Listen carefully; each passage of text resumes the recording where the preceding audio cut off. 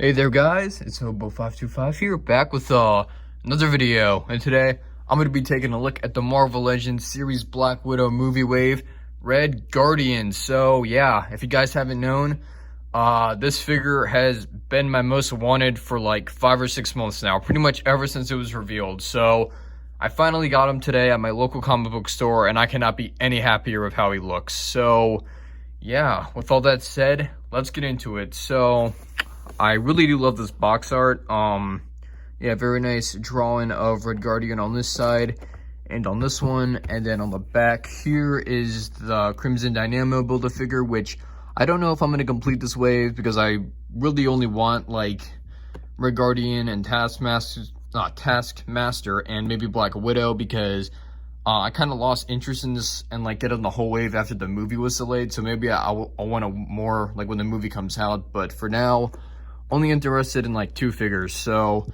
yeah, but this Build-A-Figure does look really cool. And then we do have his bio right here.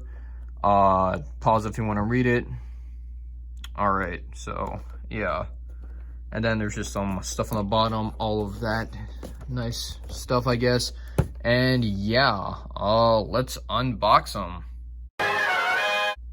Okay, so here is Red Guardian out of the box, and he looks pretty good. You know, let's take a better look. But yeah, his head sculpt is really good. But it does not look like the Red Guardian from the Black Widow trailer whatsoever. I mean, it kind of does with like the beard and all that, but his hair was a little bit longer and all that. And yeah, there are some theories that this is like a younger version of him, but still, I'd rather have like an older version, so it's not really an excuse. But for what it is, I like it, you know? I don't think it's too big of a complaint. And then just the design of like his suit has just looked so cool to me, and I think Hasbro killed it bringing it to a figure. I mean, just, oh my god, I just love the texture, and I just love the paint apps, killing it with those. And yeah, just a very beautiful looking figure all around. So yeah, let's get into articulation. I'm going to take off his shield. We'll get to that soon. Now, the articulation on this figure is kind of a hit or miss for me. I mean, I did just take it out of the box, so maybe I need to get used to it. But yeah, so his head moves up pretty far, I think. Actually, if we take it off, it does kind of have like a new neck piece. Like, hold on. Okay, yeah, so you could see how the, you know, kind of pegs are different. I've never seen this on a Marvel Legend before. I've really only seen these on multiverse figures. So, I mean, it's cool. I actually do think it could be an improvement because it can go this way now and this way, when you can't really do that with this figure, so, or really any other figures. So, yeah, I don't know if it's like that on, you know, the other figures in this wave, but I like it. So, yeah. Very cool. And his arms do move up this far, you know, they move out pretty good. Does have double jointed elbows, which is a little bit hard to get. You know, you kind of got to force it, but yeah, it's really not that bad once you get used to it. I guess it's just, I mean, I guess a lot of new figures are like that. Their articulation sometimes comes stiff, but after you fiddle with it for a while, it becomes better. Now, right here, you know, his arms, they do not move far at all, and I do not want to force it because, well, let's just say I did break my comic Red Guardian, and I do not want to break this MCU one because I've been very hyped for him, so I'm barely even going to fiddle with this because, I mean, I'm not breaking this figure, guys. I've been waiting too long. So yeah, he does have a nice wrist articulation, which is a little bit loose, but that's not too much of a problem. So there we go. And then he does have, you know, an open and a closed hand. So there's his open one. Yeah, so he does have double jointed knees. That's always nice. A very nice ab crunch, actually. Yeah, Hasbro did a good job of that. And yeah, he does have ankle pivot, so that's always nice. And then on the back right here, there is a part where you can put his shield. So yeah. And speaking of shield, let's move on to accessories. So come on, just stand. There we go. So first up, I'm just gonna mention the arm to the Crimson Dynamo. You know, it looks like a pretty cool arm. I'm not gonna get too much into this unless they get like the Build-A-Figure and I can like review it, but yeah, very nice. All right, so this shield is actually pretty disappointing for me.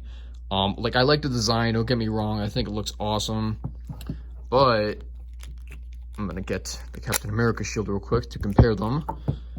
It does not have the strap like the Captain America shield did, and yeah, so this kind of like piece right here is like how the comic shields will look for, you know, most of those figures, which is fine. I'm just not the biggest fan of this. I was really hoping for and expecting, you know, for it to be like a strap right here, but it wasn't. And it did come with the figure, it did come loose. Like this part, this end was like out of it, so I kind of had to force it back in there once I unboxed it. So that's really annoying, but it moves fine now. And when you put it on his wrist, the reason I don't like these is because they do fall off easily at times. You know, that's my problem with them. Look how easy it falls off. Like, I know I have to put it on better, but still, I just really hate how these clip things happen, you know?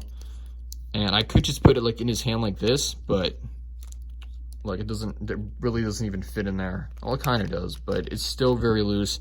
And that's how I broke my comic Red Skull, not Red Skull, Red Guardian, so I'm not gonna really try that again.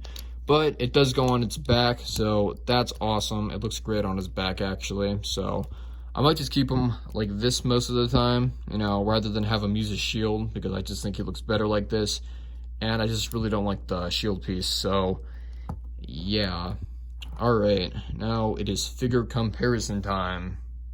All right, so here is Red Guardian compared to the Civil War 2-pack Captain America. And yeah, I mean, I've been wanting to have these two together for a while, so I'm definitely going to post these guys together. I think they look great next to each other.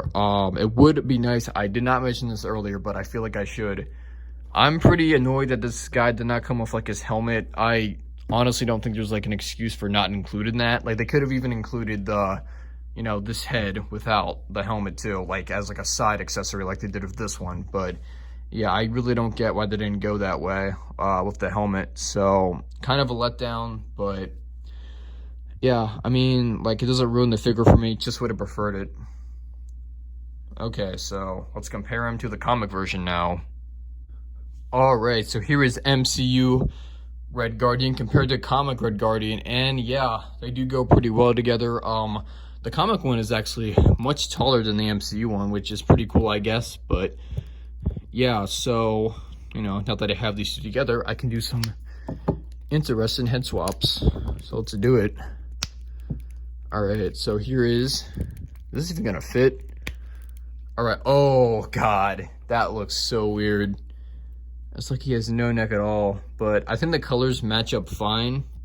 I mean, like it's a little bit off, but ooh. Now let's put this on here.